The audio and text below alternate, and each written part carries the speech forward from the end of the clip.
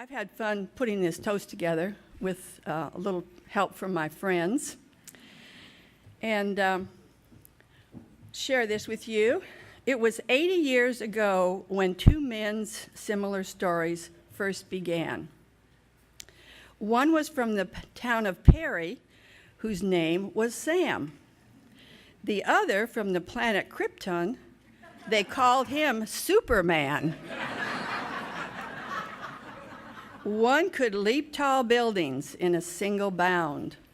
The other, not as agile, but boy could he rebound. One was bulletproof and left steel bars pretzel bent. The other was smart and steady, unassuming, just like Clark Kent. Both were known for their service and for never being vain. Their egos were nicely held in check by Colleen and Lois Lane.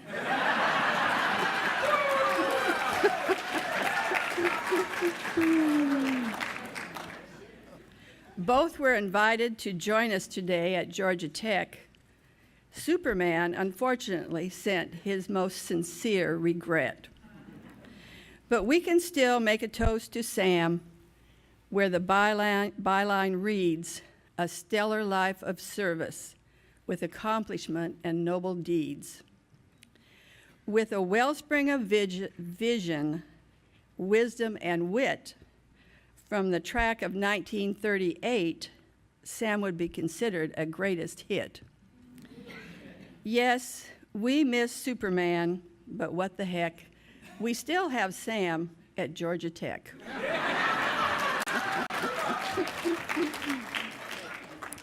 No, Sam's not from Krypton, fighting with fists of steel.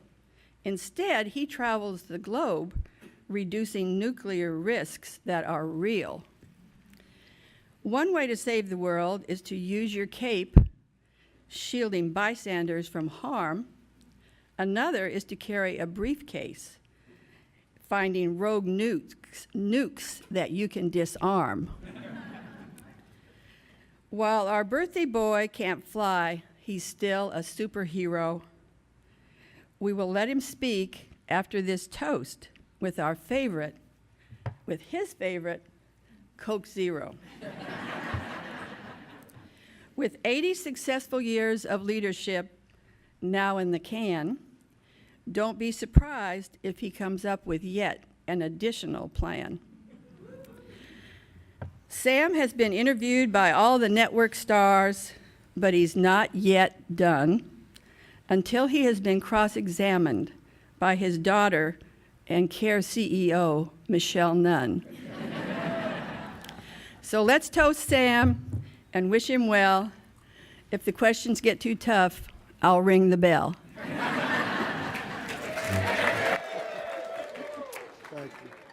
So I don't know about you, but I have found that to be a pretty extraordinary set of toasts. And I think we've invented a new form here. It's the policy toast. Many people on their birthdays have parties, some go on cruises, but my dad's the only one that I know that chooses a symposium with panel speakers, and it's very fun for all of us, because I think here you have friends, family, people that have been a part of your career, and to hear the remarkable accomplishments does feel a little Superman-like, right? You saved the world. I told you all this, you just didn't believe it. It's taken all these years to finally understand the full extent, but it is quite extraordinary and a great testament. So this is your chance. You've been toasted from a policy perspective, so I'll start out by just giving you the opportunity to affirm, amend, or rebut. I think it was Mark Twain who said most people prefer to be ruined by praise rather than saved by criticism. Most of my life, my staff has come in with bad news, and today it's a reversal, and I am deeply indebted. No rebuttals. I'm not even going to correct some of Roland and Arnold's Wild Stories.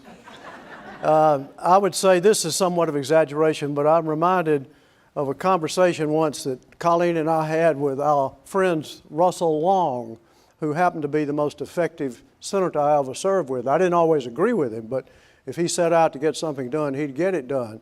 And Russell was the son of Huey Long and the nephew of Earl Long.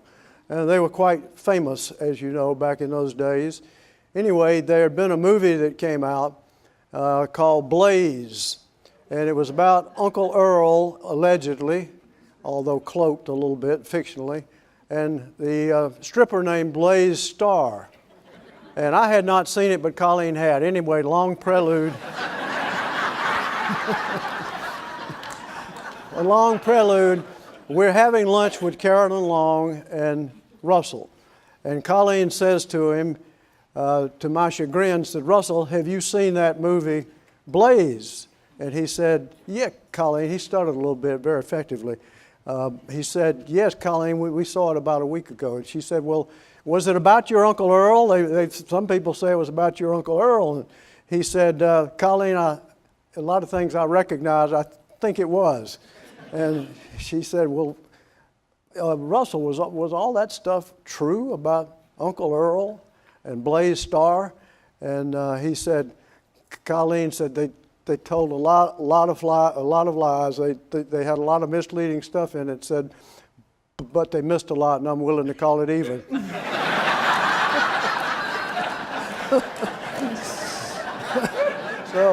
So my only rebuttal is I'm willing to call it even. It was great. Thank all the panelists. Yeah. Great job. Thank you. So we have the opportunity to talk a little bit about your career and about your life. But one of the things, as we look back on 80 years, most of us start with the Senate or the campaign, but we recently celebrated in another iteration birthdays, and my cousin Liz had a wonderful scrapbook of your first 12 years that your mother had actually put together and she'd reformatted. So maybe just what are the seeds of your leadership from your growing up in Perry? My Aunt Betty is here. I'd say family have huge effect on my life. Small town, huge effect on my life. A mother's love that was totally unconditional. I think George and Janet Nunn are here. George's dad, Francis, had a wonderful voice and Marjorie's here, Mary Sue, led the choir in Perry. And so when I was growing up, probably 8, 9 years old, they thought I was going to be another Francis. They had kept asking where my voice was, and mother sent me to music lessons. And so we had this big recital after 6 or 8 months in the music. And my job was to sing a song called Dr. Lawyer, Indian Chief. I remember it. I forgot all the words, and I sang the chorus 4 straight times. And after his older mother came up and hugged me and said, "You sounded just like Francis." So with that kind of support, and my father was just a tremendous example. He was 50 when I was born, and so he was much older. He had fought in World War I. So it wasn't a buddy playing in the backyard relationship. It was one of example and integrity. He had huge integrity, small town lawyer, probably could only happen in a small town, but really, literally, people had so much faith in my father that literally many times both sides would come to him and say, "Let's don't go to court, we got a big dispute, you tell us what's fair," and he would do that. He had that kind of reputation. And of course, my sister Betty, who's here today, couldn't have had more love and better support than Betty all the way through my campaign. I'll tell you, once I got through crawling and she no longer crushed my fingers by stomping on them, nobody could have a better sister. She was great. That finger tells you.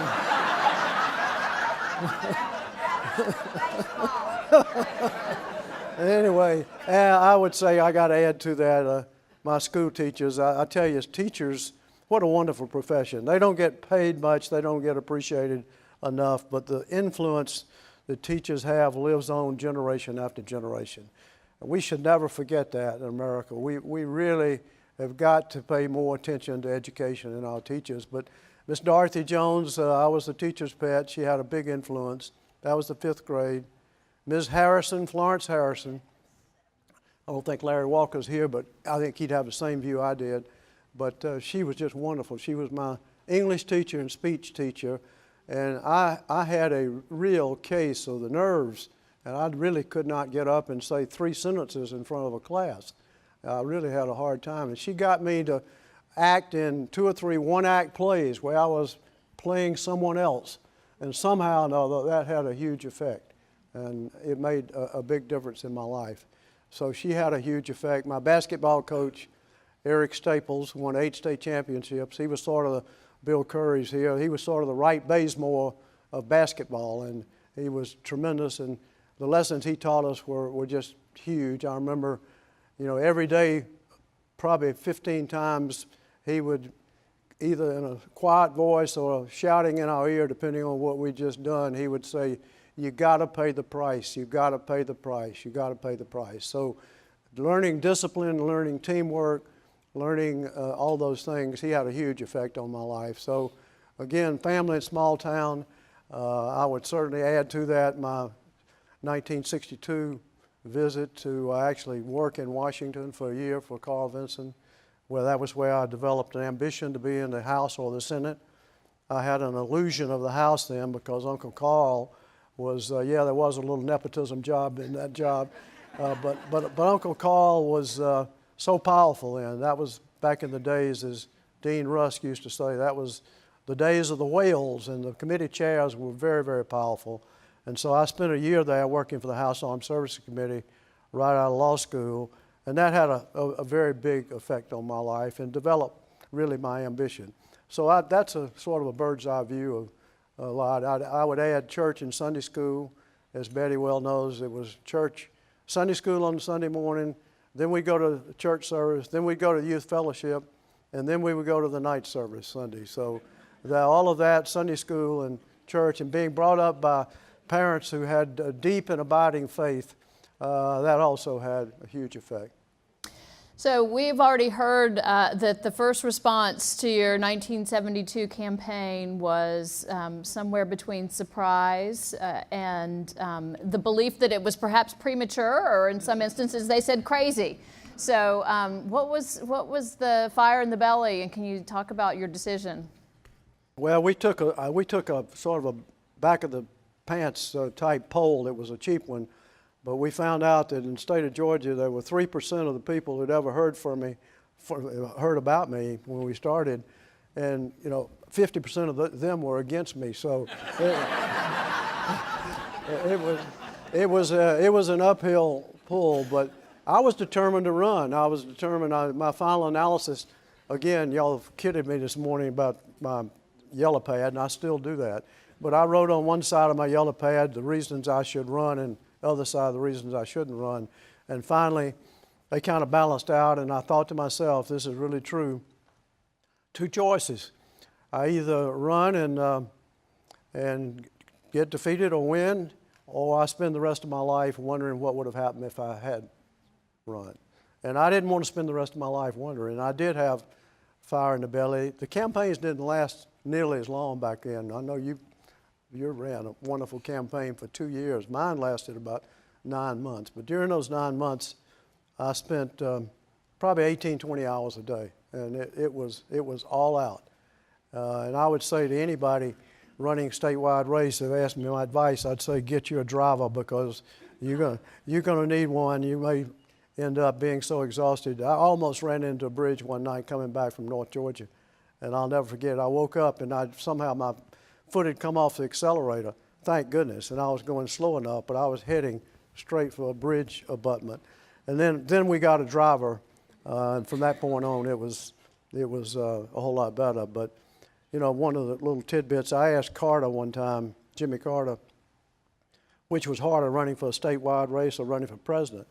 And I thought he would say president, and he immediately said running statewide was harder. I said, why? And he said, because when you're running across the country, you get on an airplane, you get away from it all. You got 2 or 3 hours to rest up, and you don't get any break when you're running for statewide race. You know that, in any event. So you had 24 years in the Senate. I'm just going to give you some rapid fire questions. What was, can you think about what was the most difficult vote or decision? It's already been talked about. Panama Canal was the most difficult because the people who had made up their mind in Georgia, and there are always a lot of people who haven't made up their mind, but of the people who made up their mind, it was like 70% against it. I rationalized and said, well, the people who hadn't made up their mind deserve representation also. And I felt it would be very, very damaging to the country if I voted against it. And I knew a little bit of tidbit of history. Talmadge wasn't running that year. I was. And Howard Baker was running that year too. I remember the two of us, and he voted for it, and probably cost him the presidency because he would have been a marvelous president, Republican leader of the Senate. In any event, Talmadge told me about, 2 weeks before the vote or a week before the vote, he was going to vote, since I was running, he was going to vote with me, whatever I did, because Armed Services Committee had hearings. We looked at the military side of it, so he was deferring to me, which put me on the spot even more. And then he came up to me the next day after he told me that, and he said, Russell Long says he's going to vote with us. However you vote, we're going to both vote that way. So really there were 3 votes. And at that stage, that would have done it. And so I really felt a keen obligation to, there's an old joke in the Senate that the way to stay in office is everything that passes you vote no, and everything that fails you vote yes. And then you can't be blamed for anything. But nevertheless, that was the toughest. What about most impactful? Well, of course, that was. I think the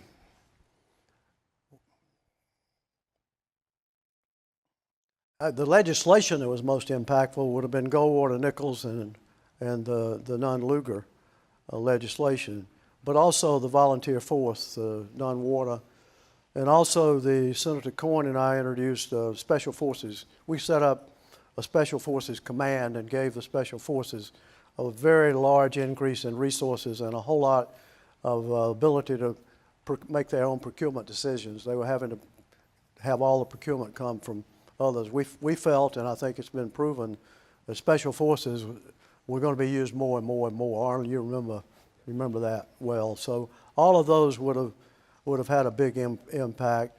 The one that would have had the biggest impact politically, maybe even fiscally, and Michael Peterson here came from New York this morning, but Michael has worked, and his dad worked on fiscal policy for more than anybody in America. But the one that would have made the most difference was the one that someone already alluded to, I think it was Gordon Giffen, where we actually passed what was known as the Nunn-Childs-Bellman Amendment, and it was before Kemp Roth. If any of you remember the Kemp Roth bill, Jack Kemp had been talking about tax cuts, but we tied the tax cuts to not dollar for dollar, but to a percentage of GDP, so that we had to reduce expenditure as a percentage of GDP. That would trigger tax cuts, and we had 3 straight years of tax cuts with 3 straight years of fiscal restraint. If you achieve the fiscal restraint, the tax cuts happen. It actually passed the Senate by 60 votes with Russell Long, chairman of the Committee on Finance, managing the bill against it. And then it got 2/3 of the vote on instruction to conferees. If that had become law, it didn't, because Russell, as I said, was so effective. He gave us platitudes instead of a piece of legislation out of conference. If that had passed, in my opinion, and we went to see Carter, I went to see Carter on it, and he sent us to see the Secretary of Treasury. If that had passed, in my view, the 1980 election would have been changed very significantly. That was in 1978, because the tax cut was one of Reagan's huge platforms. It made a huge difference. At that stage, our personal income tax was very, very high compared to now. I don't remember, like 60, 65% top brackets or something. So that would have made a huge difference, but it never did pass, and got kicked out. And I think it would have made a difference to even the re-election of Carter. So, speaking of presidents, you actually served with 6 presidents, I think. Any particular reflections about different presidential leadership styles and or anecdotes, favorite stories of leadership? Well, they're all different, and they all had huge talents, or they would not have gotten where they did. Jimmy Carter, the most dedicated, persistent, dogged, determined person I know. I went to Haiti with him, Colin Powell and Carter and I mean, that's a whole nother story. I started to write a book on that. We've got a pretty comprehensive oral history on that, but it was an amazing 48 hours because that was when we were about to invade Haiti. But Carter was so persistent, great champion of human rights. Bill Clinton and Ronald Reagan, the best two communicators, probably other than Franklin Roosevelt, of presidents we've ever had. Gerald Ford, one of the most decent people I've ever known. I had a deviated septum operation, and he called me at Walter Reed and told me he had had the same thing from football injury. Anyway, a decent guy. President Obama, a huge inspiration, whether you agree with President Obama or not. I think he's had a marvelous influence in terms of the family image, in terms of honor, in terms of integrity. Hardly any scandal occurred in that 8-year period. So great marks on that. I think I'd give it character. Nixon, funny story on Nixon. Right, I got there, I was in Watergate. I got there during Watergate, right after it happened and it started the investigation. So my first 4 years in the United States Senate, I served with 3 presidents and four vice presidents. 3 presidents. And so if you think we got turmoil now, that was a real period. But President Nixon called about 4 of us. He was smart as a whip. He knew that Southern Democrats were going to be the swing vote. He knew this before the investigations ever really culminated, that it's going to be the swing vote if there was an impeachment. So I got invited to the White House probably more my first year and a half than I did the rest of my career. I thought you went to state dinners, on a weekly basis. Colleen and I went to state dinners, and that was not just me. It was Bennett Johnson, it was Lawton Childs, it was Talmadge, it was a Southern kind of swing vote. But Nixon called, this was right during one of the crucial periods of Watergate investigation. He called about 4 of us to come down and have coffee with him late in the afternoon. And Hubert Humphrey was one. And, Hubert was just a marvelous personality. But Humphrey had a little bit of a prostate problem. And so we were sitting there, and Nixon called us. We went at the family quarters. We were sitting around the sofa, and he was dead serious, and he said, I've got something I really want to share with you. It's enormously important for the country. And of course, we had no idea. We thought we might be sitting there, but he was going to tell us he was going to resign. We had no idea what he was going to do. And Humphrey all of a sudden had a call of nature. And just at the crucial moment, he said, hold everything, Mr. President, hold everything right there. And so Humphrey scoots off to the men's room. And we held everything right there. It was the most awkward 1 minute I think I've ever spent. And anyway, Humphrey comes back, and President Nixon says, I've asked Agnew to resign. And he went on. We didn't know Agnew was under investigation. It was right out of the blue. And that was because of things that had happened in Maryland when he was governor. Nothing to do with Watergate. Anyway, that was one of the funny things on Nixon. But the other thing on Nixon, I went out to, at the invitation, this was after the Carter administration, so Brzezinski, who was the national security advisor for Carter, asked about 4 or 5 of us to come out to his house one summer evening. This would have been in the 1980s, mid-80s. So we went out, and he told us that Nixon was going to be there. And the only rule of the conversation that night, which lasted at least 2.5 hours, just 6 or 7 of us sitting around, the only rule was nothing about Watergate, nothing about Watergate. Anything else about Nixon's career was fair game. And the guy really was brilliant. He was brilliant. And, you look back at some of the foreign policy things that were done under him, the opening to China and so forth, profound effects on our history. Also came to, a lot of people consider Richard Nixon evil. After that night, I did not. I considered him having a blank spot. I guess you would call it amoral.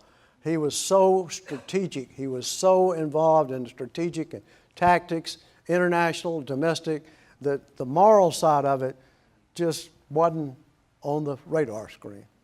There's a difference between being evil and being somewhat amoral, but he was the latter. But he was a brilliant man, and interestingly, more than anybody else who was ever in the Washington scene, when we went into the 1990s, and Richard Lugar and I were going to Russia all the time, and we'd sponsored that legislation, the Nunn-Lugar legislation. Every time Nixon went to Russia, he'd come by before and after and visit with Lugar and me, because he wanted to know exactly before he went. He was a very smart man, very complex, complicated, and made obviously huge mistakes, but nevertheless, very astute guy in foreign policy. So you served with 6 presidents. 3 of them are still alive. You've heard already from one, President Clinton. I have reached out to President H.W. Bush, who is no longer sending letters, but his chief of staff said she would write you a glorious one based upon the reflections that he'd shared over the years. But we do have another letter that I invited Vincent, my son, your grandson, to come up and read from President Carter.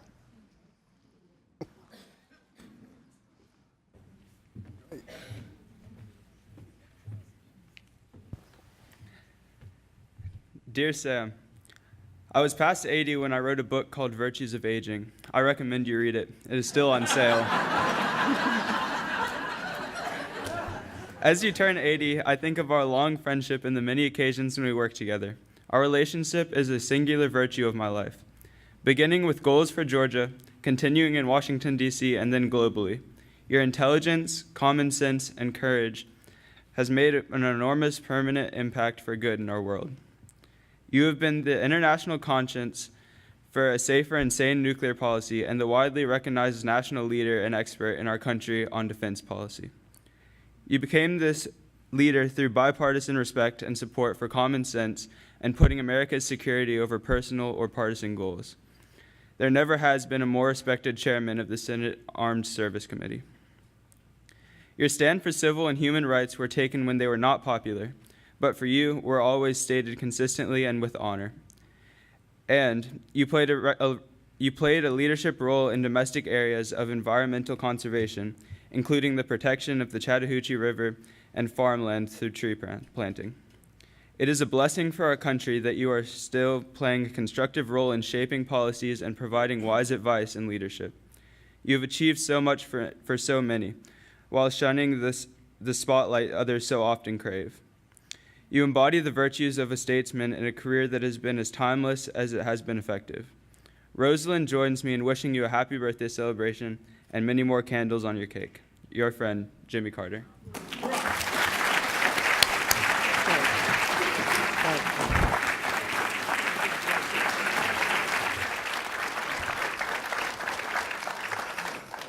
When I was Vincent's age, I couldn't have done that. I would have collapsed. I would have collapsed. The other one I left out on the presidential, Michelle, is H.W. Bush, probably the best qualified person we've ever had in the White House, and a very, very decent person. You know him well. He loves you because you ran Hands on America, and you know he's terrific, just a terrific individual. We had our differences, but I always had and still have profound respect for him, and for Barbara. I thought the world of Barbara. But I think there's some stories that haven't necessarily been told about these different presidents having offered you opportunities to serve in their administrations. And we've talked about the Senate Armed Services Committee, but many people have wondered, I think, if you ever wanted to be Secretary of Defense or if there was ever another secretarial role that you were interested in. Well, I thought about it 2 or 3 times. I had three opportunities, and I wouldn't say that basically they said, here's a letter offering you to be Secretary of Defense. It wasn't that. It was conversations. But President Clinton, when he first got elected, he was governor. He was still in the governor's mansion. He called me and asked me to come out to Arkansas, and I did. I was supposed to meet with him at 5:30 in the afternoon, so I didn't have much lunch. But anyway, they called me about 5 o'clock and said he's going to be an hour late. They called me at 6 o'clock and said he's going to be an hour more late. Called me at 7 o'clock, he's going to be another hour late. 8 o'clock, an hour late. Anyway, long story, I got over there about 10:30 at night. And I was, about that stage, starving. So we go in the kitchen. And they have a great big plate of food for the president, the governor, in the refrigerator. And he comes out, and I know he assumed I had already eaten. But anyway, we sat there. It was the longest conversation I've ever had with anybody. I've never had a conversation that long with my wife, Colleen. We talked for 2.5 hours, and I'm just about to faint. And I kept asking myself, would it be impolite to go over and grab something off his... But anyway, I didn't do it. And that was the time he asked me, he went over all the people he was thinking about, particularly in the national security arena. And it was clear to me if I had chosen to be Secretary of Defense, that was available. But then he asked me for my recommendations. We talked about several different people. So that was one time. Another time was after Les Aspin retired. You know, he served a year and a half, so forth. And then Bobby Inman, former head of the NSA, was offered the job and dropped out for his own reasons. And then I got a call from Al Gore when I was in Europe and asked me to come back and talk about it. So that was the second time. And the other time was one that would surprise a lot of people. And that was when H.W. Bush was elected. And Jim Baker called me. I was in California at some type of conference, and Jim Baker, who had run his campaign, called me and said the president would like for me to think about being Secretary of Defense. And I told him that was a shock to me, but I would think about it until Monday, and I did, and decided not to, and called Jim Baker, and he said, that's a conversation that never happened. I mean, he told me that to begin with, and that was the way I treated it for many years. I never let anybody know. And the times it got real tough to not say something about that, Arnold will remember this very well, is when the Tower nomination came up, and I had been for him, I thought, until I read the FBI reports, which had an awful lot of binge drinking, to say the least, in recent years. And so I decided to be against him. But I remember a lot of the media that were against, for Tower and against what we were doing and what I did, ended up, he was defeated. And it was alleged time after time that Nunn wanted to be Secretary of Defense. And he is jealous of Tower and so forth and so on. That was my maximum period of restraint. And because obviously it wasn't true. And of course, Bush and all his people knew it wasn't true. But another little interesting tidbit on that people don't know, and not going to get into the Kavanaugh business today, I hope, depending on Michelle, but anyway, the thing that was so important in the Tower, and it was messy. I mean, anytime you get alcohol, sex allegations in a very important position, whether it's the Supreme Court or whether it's, Secretary of Defense, it's pretty tough stuff. But the thing that John Warner and I did was we agreed every step of the way. Every step of the way. There wasn't a single secret I ever had from John Warner. Everything that came to me, and I was chairman, was immediately conveyed to him. And that enabled us to at least get through it. And John and I were together all the way. We went to see President H.W. Bush at the White House.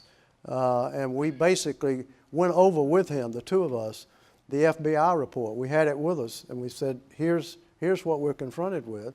And there were a couple of things that we shared with him that weren't in the FBI report that I personally knew, and John knew. But anyway, we basically said to him, both of us did, that we would support Tower for National Security Advisor. That was not a confirmed position. And we would do that because we thought he was a patriot. Well, I still do. He was a real patriot, very smart man. He just had an alcohol problem. And we thought it was a totally different thing being Secretary of Defense. And John Warner and I totally agreed on that. than being National Security Advisor. Those are two different jobs, and at that stage we were having huge alcohol problems and narcotic problems in the military.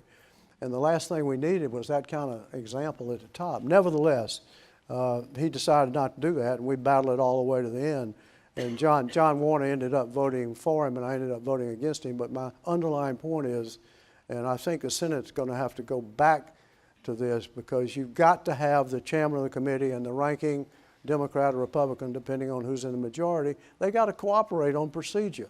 If you don't have a procedure that seems fair, you got no chance whatsoever to have anything other than the institution look very bad. And I'm afraid right now, no matter how the vote comes out, the institution, which I cherish, is looking very bad. So I'll use that as one opportunity to just ask you what I don't think I asked you. Any regrets on any of your Senate votes? Oh boy. Senator Byrd stood up on the floor. I don't remember this was probably 94 or 95, after I had cast a vote, and he was a great historian in general, but kept up with everything about the Senate. Most unusual, unique, and so many great virtues he had, like all of us, some liabilities. But he stood up on the floor and announced and got the attention of the chamber that I just was the 10th. I'd voted 10,000 times. I was the 10th person in the history of the country that had voted 10,000 times on roll call votes. And the reason for that, and that shows you how much the institution had changed by then, is because both parties engage in making everybody walk the plank on roll call votes. Back when Senator Russell was in the Senate a lot longer than I was, he never voted close to 10,000 times. And the reason was because they had voice votes. When they knew how things were going to come out, they'd voice vote it and they would go on. Every roll call vote takes 30 minutes, so that the time element. But now the game, the money-raising game, and this is something we got to do something about, and I don't have the answer, but the money-raising game is you make your opponents walk the plank, roll call vote, roll call vote, roll call vote, because the money machines in Washington churn out those votes. And whoever, the senators that are up, as soon as you have a roll call vote, if you're on the wrong side of it from this group or that group, they churn it out to their folks and raise money that way. So we've got a system that has severely eroded in terms of that. Anyway, my point, the question is votes. 10,000, probably I ended up voting 12,000 times. I would say if you bet 90% in being correct, that's pretty darn good. So even if that's the case, I probably have 1,000 votes I would change if I went back and looked at every one of them. And one of the ones that was most questionable, and I still question myself on it, was the Supreme Court nomination of Clarence Thomas. And frankly, I second-guessed myself an awful lot on that when I was voting and since then also. But there were probably a lot of others. And that's one of the reasons I don't think you have senators becoming presidents very often these days, if they've been there very long. The longer you stay, the more you vote. The more you vote, the more you have a record. The more you have a record, the more it lends itself to negative ads. So the Senate has done itself in terms of, and there are a lot of well-qualified people there that could be president. But I think the way its game is played now, the voting record itself is not an asset. So Roland's book was called the best president we never had. Any regrets not running for president? No. I've had such a blessed life. I've had a wonderful life, and I love the Senate. I wanted to be in the Senate. I wanted to be on the subcommittee on investigations. I never thought I would get to be chair of that committee for really 20 years. Chair of the Armed Services Committee. I'd watched Russell. I'd watched Vinson, and I had a great career, and I've had a tremendous career since then. I've enjoyed being a United States Senator. If somebody said you can have $10 billion and take away your Senate career, I would say forget it. I'm proud of being in the Senate. It's an institution that I think is a bulwark of our freedom in this country. And some of the Senate rules are so quaint, and so many people think are outmoded, like the 60-vote rule, which has now been eliminated on court appointments, which in my view was a terrible mistake. because when you have to get 60 votes, you got to work across the aisle.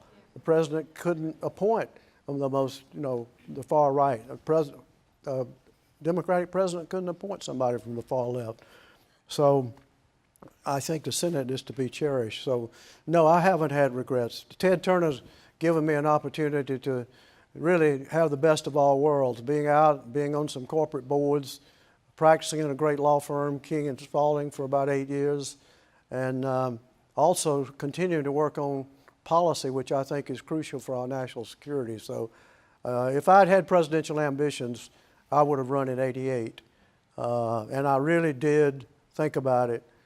Came very close. I remember there were 18 senators on the Democratic side, a good number of them from the West and the North, that had told me privately they would support me if I did. So that was my best shot. But, I haven't really second-guessed myself very much on that. I second-guessed myself much more about leaving the Senate when I did, which you tried to talk me out of, Right. than I did about the presidential. But I haven't noticed that you've looked back with regret on that decision either. No, I have not, but that was really a tough decision. That was a harder decision than not running for president for me. And, one of the hard things, Michelle and I had a long walk in Piedmont Park about 3 days before I made up my mind, and she made the most persuasive possible case about why I should not drop out of the Senate, I should run for re-election. And then when Gordon, as he recited, President Clinton had called him, and he had conveyed it to me, and we postponed for a week, and I said, I can't take another walk in Piedmont Park with Michelle. I can't handle it. I can't handle it. Anyway. You have had a remarkable post-Senate career. Things that you're most proud of and things that you feel like are still on the horizon? Well, things that I left behind in the Senate, a couple of things. One is, I think Pete Domenici and I, Republican from New Mexico, spent 2 years working on a revamp of the whole tax code. And we tried to create a tax code that would incent savings so that people would save more money, we'd have more capital formation, we'd have lower interest rates than they otherwise would be, and so forth and so on. And that got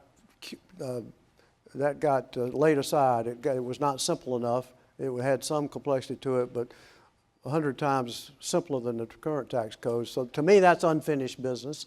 The other thing is this unfinished business. Senator Warner and Senator Byrd and I worked for probably 6 months on a War Powers Act, because our War Powers constitutional responsibility of the Congress to declare war is completely shot. I mean, right now, and part of it's the nuclear age, but beyond that, we have been operating for the last 17 years on a resolution that was passed after 9/11. And we've been in wars all over the world, and Congress is defaulted on that. The current War Powers Act, won't go into detail, will not work. It never has worked, never will. So we revamped the whole War Powers Act. I read it again the other day. It's time for it to be revisited, because Congress has got to play a role in the declaration of war. And that's particularly true with the volunteer force. When you have a draft, the American people are very involved in it. When their sons and daughters are possibly getting drafted, they get involved in that. They pay attention to what's happening.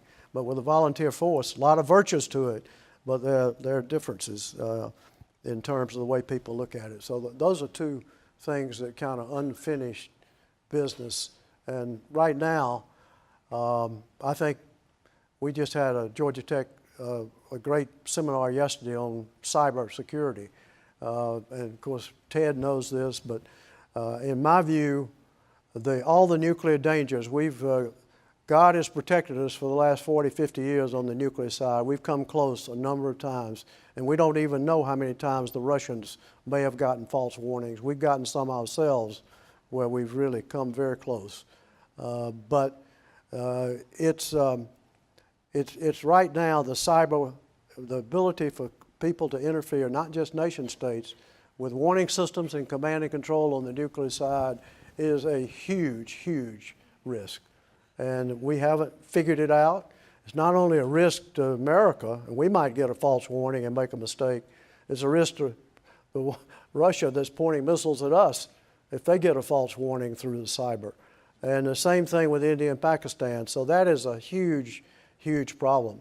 It's going to take a long time to get rid of all the nuclear weapons in the world. And God forbid that we have to have a complete disaster to do it. And it can't be done unilaterally. It has to be done with other countries and has to be verified. Otherwise, we'd have no confidence to do it. But in the meantime, the thing that has got to happen, and our leaders have got to really somehow come together on this, we've got to have more decision time. It makes no sense whatsoever to have the destruction, virtually the destruction of the world, rest on a president or the head of the Russian Republic making a decision in 3, 4, 5 minutes when the warning could be a false warning. So that's something I work on all the time. But that takes Russia and the United States and probably now China also working together. And we really need to set an example for India and Pakistan. Those are two countries that are heavily armed, nuclear speaking. They're right next to each other. They have profound distrust, hate. They've had several wars, and they've got people who would like to cause a war between them. The cyber world permits the interference with command and control and makes blunder much more likely. So if you said, what is one thing that we're working on, I'd say that is a big thing. And I've talked to President Obama about it, and I've talked to President Putin about it.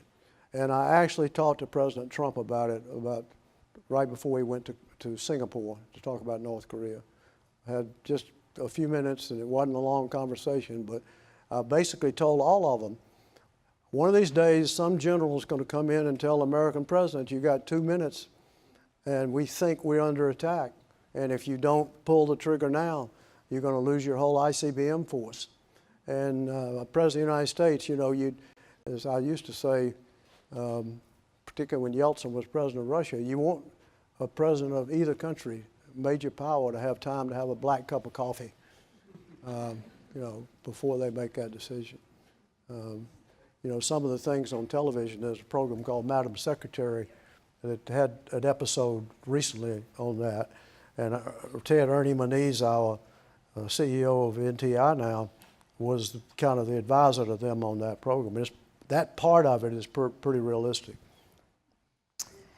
So may we all be turning to 80 and thinking about how we're going to save the world, literally.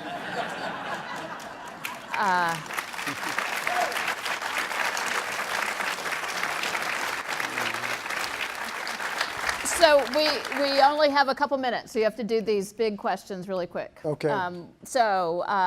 You have had a formidable life partner. Reflections upon partnership and life with Colleen in 1 minute or less. Superwoman. Superwoman.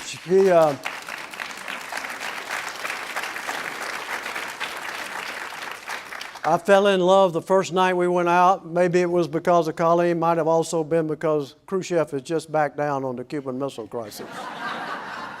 But it took her 3 more years to make up her mind. And anyway, it's been a wonderful life, and I think you're good evidence of what a good mother she is. Yeah. Love her very much. 1 minute on faith and how it sustained you, because you don't talk about that publicly so much. We had a group that met in the Senate every Wednesday. We call it our prayer lunch group. In addition, the Senate had a prayer breakfast, and both of those once a week were extremely meaningful. There was a period of time where we could come together as brothers. We had Harold Hughes, very liberal from Iowa. We had Mark Hatfield, a Republican from Oregon. We had Pete Domenici from New Mexico, Lawton Childs, myself, and Dick Halverson. Where's George? Dick Halverson was Presbyterian chaplain of the Senate, and a wonderful guy named Doug Coe. Occasionally, Billy Graham would drop by.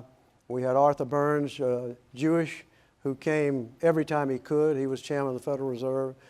probably the most meaningful hour of the week because we were able to talk to each other frankly. We had total trust in each other because of friendship and because of faith. So it's not one of those things we talk about an awful lot, but enormously important to me and to all the people who were part of that group, most of whom have passed away now. I just went to give a speech, a legacy speech for Pete Domenici, who died, a Republican from New Mexico. So, as I mentioned earlier, Arnold, you have to swipe it, actually.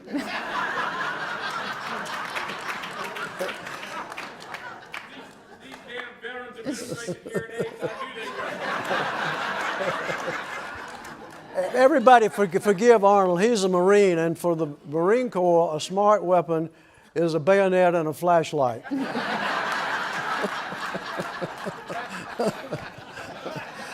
Anyway, back to faith. Very important. Very important. From Sunday school days on.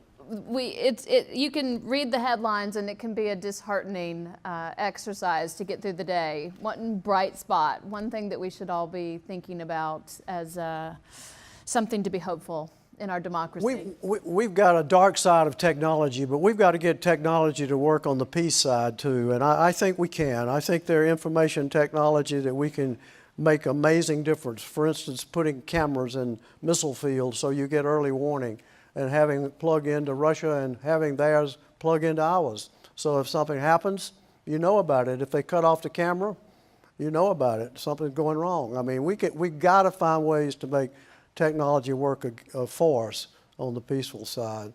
And I would say the young people of the country give me hope. Every time I'm at Georgia Tech, and we just welcome Liz here, one of our superstars now that just joined the faculty, had a great career. She was one of the implementers, made it work, the Nunn program. So Liz, we're grateful to have you here, but I think most of you folks in the audience that have been around young people, that's the hope. And education is the hope. And civility is the hope. Civility, it has to change. We have to have civility. People, and voters are going to have to do that. People ask me, when are the politicians going to change? And I'm saying, when people can run for office, Democrat and Republican, and say, I'm going to go work with the other side, I don't agree on this, this, and this, I'm going to stand for my values, but I'm going to compromise. I'm going to find answers, I'm going to work with the other side. Those kind of people have got to start getting elected. They don't get elected now. Politicians pay attention, like generals, they accuse generals of the last war. Believe me, with politicians, the last election makes a difference. And when you get people that are not willing to compromise, you can't make it work. The way I see it, civility leads to dialogue. Dialogue over time leads to trust. Trust leads to accomplishment. That's the only way it can work. So that, for me, is the hope of the future. And the great hope I have, too, when you look at America's system, I mean, human rights is huge in our system. I think we do better around the world to talk about rule of law. I think the rule of law is just enormously important, and I include human rights as a great part of that. But also private property rights is a great part of it. Freedom of speech, freedom of press, all those things. The rule of law is enormously important. And America, more than any other country in the world, the business community of the world knows we have the rule of law. So an independent judiciary, the rule of law, and I must say this for the news media. I know this is the day everybody's saying fake news, and the news media, cable news has changed the situation and maybe too much news, but in any event, the news media in this country is a bulwark of our freedom. I just think about what politicians, and I've been one of them, what we would do if we didn't ever have anybody in the news media looking over our shoulder. It would not be the country that we want it to be. We've got to, the news media got to do a job themselves in restoring some confidence, but we cannot let there be an assault on freedom of the press in this country, and not just an assault on their ability to write, but a discrediting of what they do. You can't discredit the news media and retain the freedoms we have in this country. They're an important part of it.